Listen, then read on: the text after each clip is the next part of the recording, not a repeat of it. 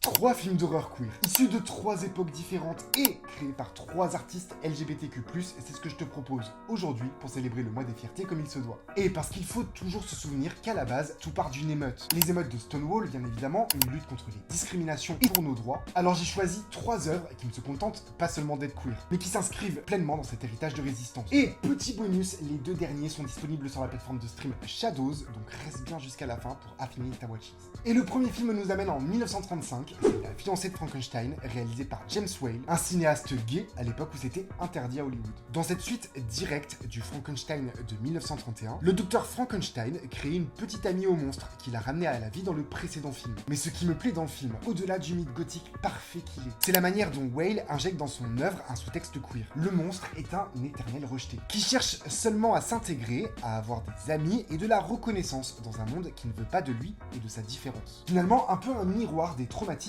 vécus par la communauté LGBTQ+, à l'époque. Vraiment, si tu ne l'as pas vu, saute dessus, un gros chef-d'œuvre.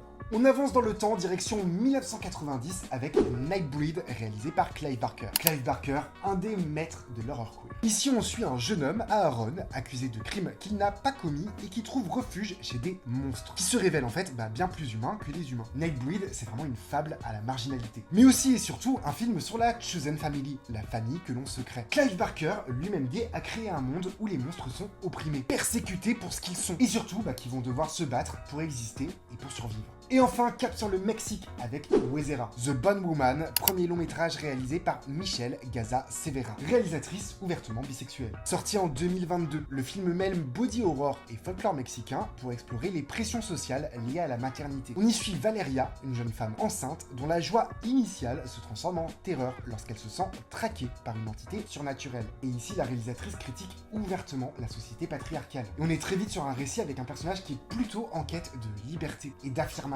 Comme je te l'ai dit, les deux derniers films sont dispo sur la plateforme Shadows, mais si tu veux plein d'autres recos, alors rendez-vous sur mon compte Very Nasty Stories. Je suis sur Instagram et sur TikTok, je parle de culture queer dans le cinéma d'exploitation. À très vite.